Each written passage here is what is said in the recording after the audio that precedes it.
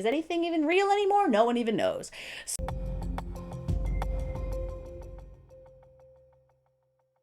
Hello, welcome to Sound and Fury Book Reviews. As usual, I am Tina. Today I'm doing a book review of Dead Silence by S.A. Barnes. This is a horror sci-fi. It came out in 2022 from Tor Nightfire. I got this book from my library, my first foray into Libby, and it was the January read for the Interstellar Book Club. Dead Silence has an awesome concept that is unfortunately bogged down by a lack of world building and a kind of cliche twist.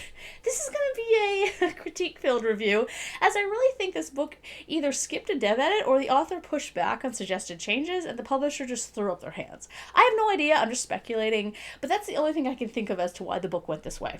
So first of all, what is it about?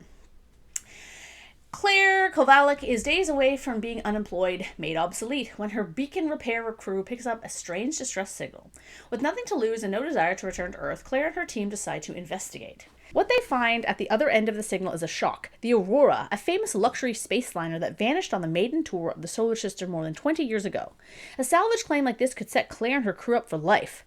But a quick trip through the Aurora reveals something isn't right. Whispers in the dark, flickers of movement, words scrawled in blood. Claire must fight to hold on to her sanity and find out what really happened on the Aurora before she and her crew meet the same ghastly fate. Going into this book, I was, in fact, really enjoying it, despite the premise being one we've seen a million times. You know, there's a distress call, and we have to go investigate. In truth, this is a concept that works, and it's always intriguing, so I have absolutely no issue with that. I mean, that is the premise of Alien. The book also doesn't waste time getting the crew into the Titanic in space, and the scenes when the crew first board are creepy and filled with mystery. I really liked those parts. Unfortunately, the novel fell apart for me in numerous ways after this point. The first is that I figured out the mystery or twist or whatever it was supposed to be in chapter 6. I assumed both aspects of the twist that early on because there's absolutely no red herrings, and it was annoying when it ended up being correct because it's something we've seen many times. In truth, I can't tell if this book is borrowing from the Alien franchise or whether said franchise has just permeated our pop culture so much. It's hard to make a sci-fi horror without calling forth that series. Anyway, another problem is the structure. This is a personal thing, but I'm not fond of a framing device to begin with. And this one, while it does mix up the "I'm telling you what happened" frame, the way it does is kind of jarring and doesn't add anything to the story. I also wasn't keen on the characters. Because we start the action off so quickly, we spend so much time in Claire's head, and the characters aren't in the book long enough, I didn't get enough time with them to really like them. The only one I was really partial to was Voller, the guy who's supposed to be the asshole, because his personality was actually fleshed out. There's also a romance shoved into the story that felt more like one between two 15-year-olds than people in their late 30s.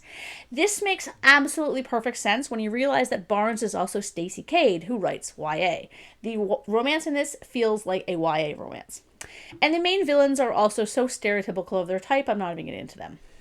My biggest issue, though, was the world building. It's hard to explain without spoilers, but we're given some information about one character that we eventually learn is truth, but this truth is not explained in any way. And without this truth being explained, I wasn't sure what I was supposed to be scared of in the ship. So that dissolved the tension for me, specifically in the last third of the book. So yeah, not super impressed with this one, if you can tell. I really am hit or miss with Tor Nightfire. It's either like 5 stars or like I didn't like it. I don't know why. The thing is, I want more spaceship horror in my life. I love exploration of derelict ships, so this was really disappointing. There are tons of movies, Virus, Ghost Ship, the episode of The X-Files I watched like 90 times as a teenager, even the movie Death Ship, but we need more books that feature derelict ships. And derelict spaceships. And, no need to come up with fancy plots. Just throw some great characters into a possibly haunted ship and just let it go. That's all I want. I feel like I've talked about this book enough, but here come 2 spoilers, so thanks for watching, and send me some ghost spaceship recommendations, movies too, in the comments. So 2 short things. Here's how it would have worked better for me plot-wise.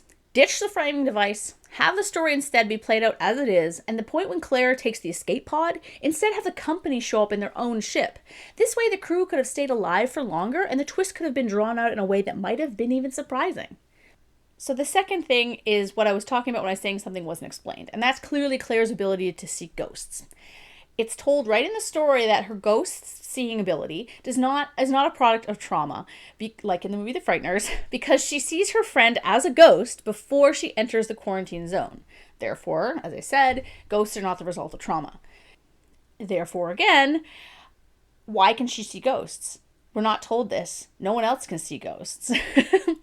So, if the sound dampeners in the aurora cause paranoia and hallucinations, which is specifically what they said, it causes paranoia and hallucinations, it does not give you the ability to see ghosts, why was everyone else seeing ghosts and not like demons or monsters or something else?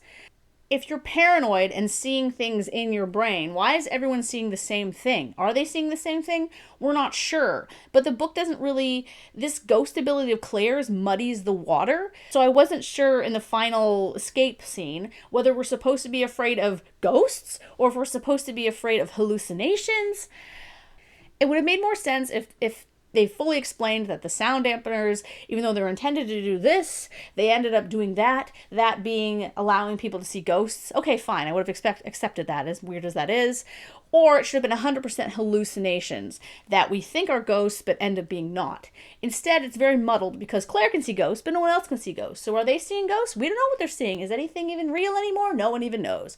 So that's kind of my problem with this book. I didn't really understand the ghosts.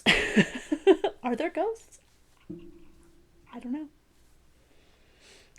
So yeah, that was kind of long, but thanks for watching, and let me know in the comments if you liked this book or not, because I know that in the Interstellar Book Club, a couple people really, really like this book, and I'm sorry, I'm not trying to tear it down. It's totally fine for you to like it.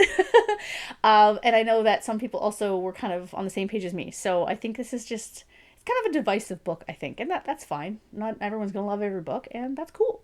So yeah, thanks for watching, and